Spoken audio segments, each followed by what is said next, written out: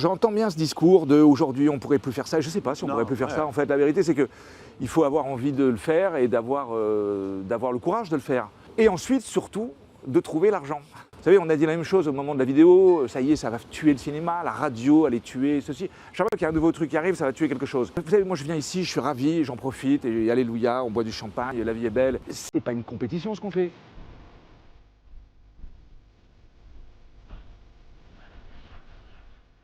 Bonjour Vincent Cassel.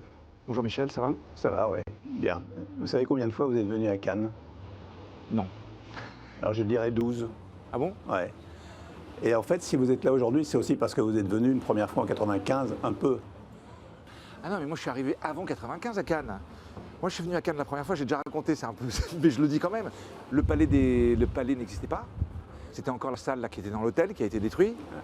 Et j'étais venu parce que j'étais en pension à côté et j'étais venu en stop et en roller skate.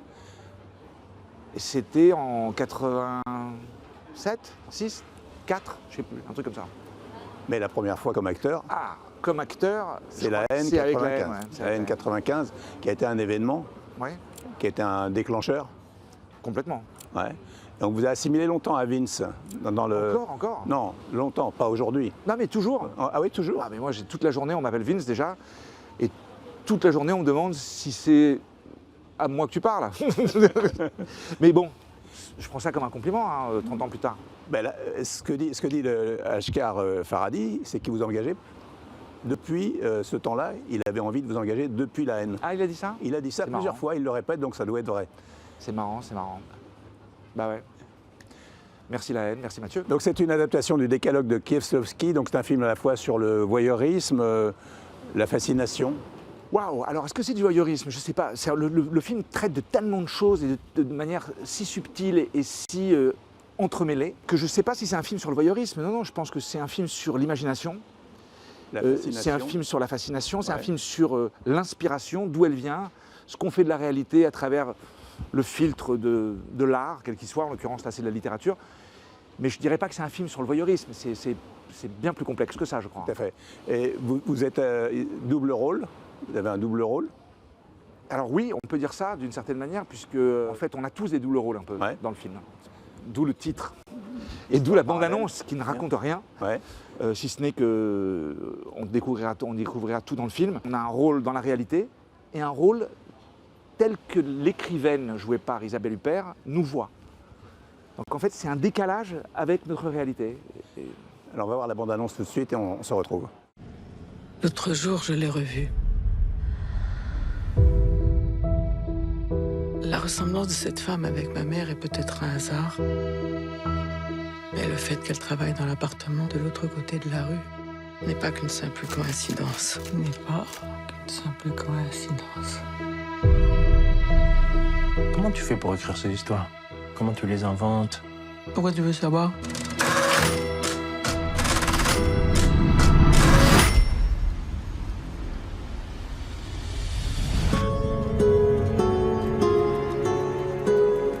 Adam, enchanté.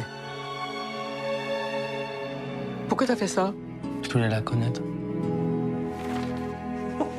Mais ça devient chaud, là. Arrête de tout mélanger. Je suis pas la fille de son histoire.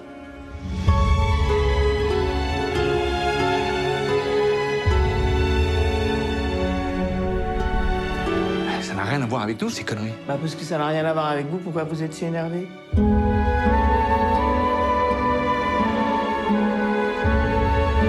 Ça vient pas de nulle part, tout ça.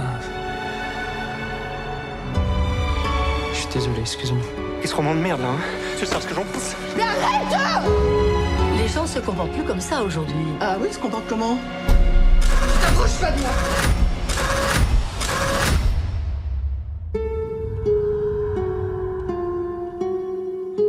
Isabelle Huppert, c'est la première fois que vous tournez avec elle? C'est la première fois que je tourne enfin avec elle. Ouais. Pierre Ninet, c'est la première fois aussi. Pierre Ninet, non, il avait eu la gentillesse de m'inviter sur sa série Fiasco, où j'avais fait un caméo, donc j'avais pu découvrir un peu le bonhomme. Est-ce que c'est votre frère dans la vie? Dans la vie de cinéma. Ça peut être un frère de cinéma, il est votre frère dans le film. Alors, dans le film, on est frères à un moment donné, effectivement. Écoutez, moi j'ai beaucoup d'admiration pour Pierre parce que j'aurais bien voulu être comme ça à son âge. Il est déjà Enfin, il est tellement responsable et conscient, conscient de ce métier et responsable de tout ce qu'il fait, etc. Moi, j'étais beaucoup plus food truck, provo, à cette époque-là, enfin, à cet âge-là. Ouais. Donc, non, j'ai l'impression qu'il vraiment, il fait... Tu sais, il y a des acteurs, qu'on voit des actrices aussi d'ailleurs, qu'on les voit débarquer très jeunes, et on se dit, lui ou elle, ils sont là pour 45 ans. Et Pierre Ninet en fait partie définitivement, je crois. Cannes, ça a quelle importance pour vous? On a parlé du début à la haine, vous êtes venu donc 12 fois à ma connaissance. Vous les avez comptés pour être aussi sûr de vous? Bien sûr, Ouais, bien sûr. d'accord. Ben, je vais vous les je peux vous en rappeler quelques-unes. Il y a eu Doberman. Doberman, on était venu, mais pas en compétition, on était Non, venu... non, mais bon. ouais. Ouais. Les Rivières pourpres. Oui, alors là, on parle... D'accord, on Ouais. est venu à Cannes, mais bon, après, on vient à Cannes pour présenter une bande-annonce. Ouais. On a fait Mérine, on avait fait la même chose, Blueberry, on a fait la même chose. Mais on compète avec un film venu pour défendre un film, peut-être pas 12 quand même. Non, mais, non pas pour la compète, mais Ah ouais. venu présenter des films. Ah mais venu, on vient à Ouais. Cannes, Ouais. on vient à Cannes pour rencontrer quelqu'un des fois. Hein. Ouais. Non, vraiment. Ça vous est arrivé? Vous avez fait des rencontres qui ont compté? Ah oui, j'ai rencontré Soderbergh ici. J'ai rencontré Cronenberg aussi. Je crois que c'est le dernier Amberg que j'ai rencontré ici. Non, à chaque fois que je suis venu, il s'est passé quelque chose. Est-ce que vous avez rencontré des gens que vous essayez d'éviter le reste de l'année? C'est Polanski qui dit ça, je viens pas à Cannes parce que... Ah, j'ai vu des gens que j'avais pas envie de rencontrer à l'époque. Ça s'est plutôt bien passé. Ouais. Alors il y a eu Irréversible, je me souviens très bien de cette Ah ouais, production moi aussi. Hein.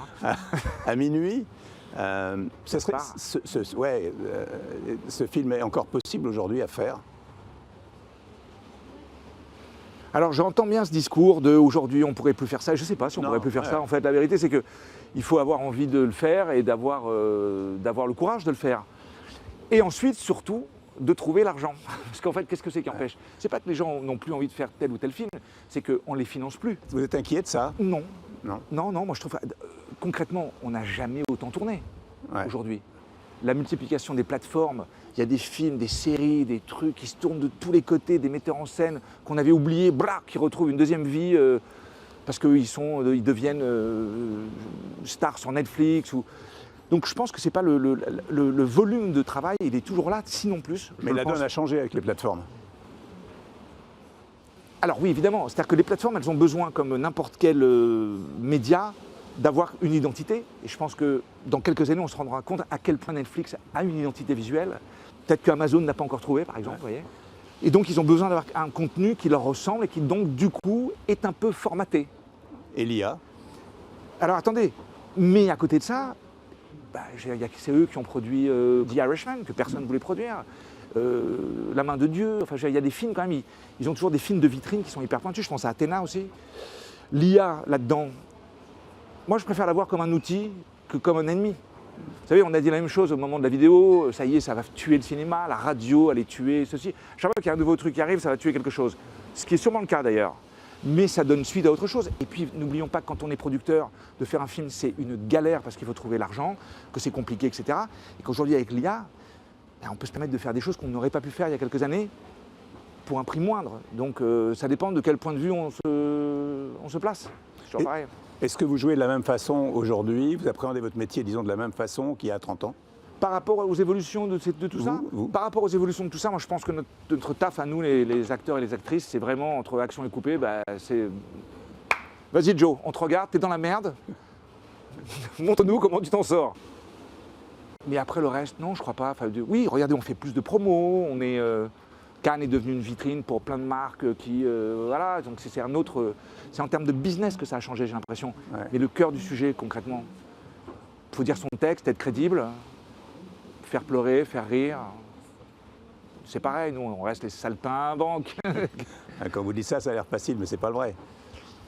Je crois que la désinvolture fait partie importante du métier de l'acteur. Quand c'est besogneux, c'est chiant à regarder, je trouve. Il faut qu'on ait l'impression que c'est facile. Comme les grands sportifs, comme tout, j'ai l'impression. Comme ce que vous faites. Vous aussi, on dirait que c'est facile. Quand on voit un intervieweur chiant qui rame, c'est douloureux. Vous allez monter les marches avec Asghar Farhadi, iranien, c'est la guerre en Iran. Qu'est-ce que ça change pour vous?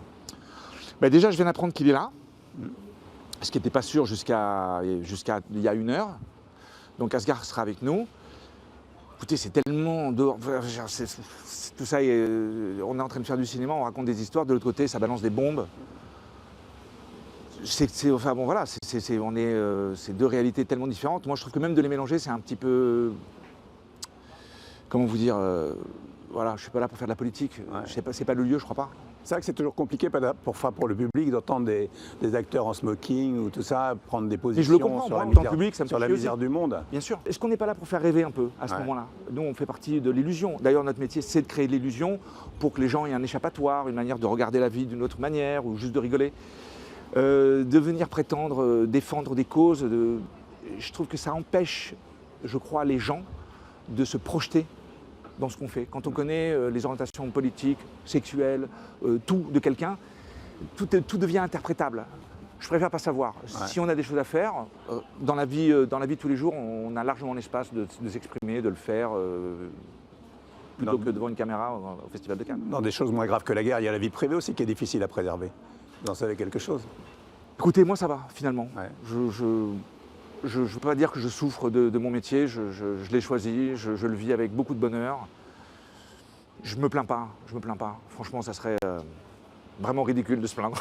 Vous êtes dans une lignée d'artistes depuis votre père. On peut dire ça. Est-ce que vos 4 enfants sont dans la même mouvance? Ben, j'en ai une, ça y est, qui est partie, c'est bien clair, d'Eva, et qui le fait pour les bonnes raisons, et pour moi c'est ce qui m'importe le plus. Et les autres, on verra. Les autres, il faut leur laisser le temps de choisir de ce qu'elles veulent faire, etc. J'ai l'impression que quand on grandit dans des familles artistiques, je viens de voir la couverture de Marianne, vous l'avez vu? Marianne, le magazine, Ouais. donc ils font tout un truc autour de les enfants, de machin, etc. Ouais.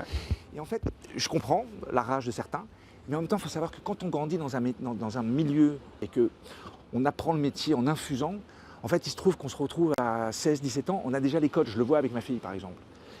Et en fait, ça fait des jeunes acteurs qui savent déjà se comporter sur un plateau. En fait, on apprend les acteurs, mais je pense que ça marche en étant fils d'avocat, fils de tout, en fait. Quand on grandit dans un milieu où on nous laisse approcher, en fait, je pense qu'on apprend énormément avant de faire l'effort d'apprendre. Et le vrai piston, en fait, il est là.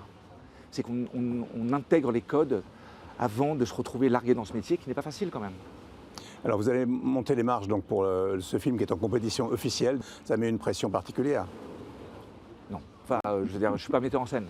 Ouais. Peut-être pour un réalisateur, je pense que ça va être, beaucoup, ça va être vraiment différent. Il y a un prix d'interprétation masculine. Enfin, bon, J'ai toujours, vous savez, moi je viens ici, je suis ravi, j'en profite, et alléluia, on boit du champagne, et la vie est belle, on discute avec des gens passionnants, etc. Mais c'est pas une compétition ce qu'on fait. Ça n'existe pas le meilleur film, le meilleur acteur. Ça n'existe pas. C'est des choses qui ont été créées pour faire que on puisse continuer à vendre toutes ces images qu'on fabrique et donner une notion de rareté, de côté exceptionnel. Mais il n'y a pas de compétition dans ce métier qui n'en est pas un d'ailleurs. C'est très compliqué tout ça. En fait, le plus difficile, c'est de l'appréhender tout ça et de le laisser à sa place. Je pense que de ne pas se préoccuper trop de ce genre de choses, c'est une bonne manière de le laisser à sa place. Dans le film, pour y revenir une seconde, le son est très important. Ouais. Bah, tout est important chez Asghar. Oui, tout. Mais on souligne rarement l'importance du son dans un film. Alors là, oui, vu les métiers qu'on fait Vous êtes dans bruiteur avec votre frère. Voilà. Ouais. C'est vrai que ça porte une attention vraiment très particulière au son du film. Je vais vous proposer une chose qu'on ne fait jamais à la télévision, c'est du silence. On ne fait jamais de silence. Le silence est ennemi de la télévision, de la radio. Il faut toujours qu'il y ait du bruit. Est-ce qu'on peut terminer cet entretien par ne pas parler ensemble pendant quelques instants ?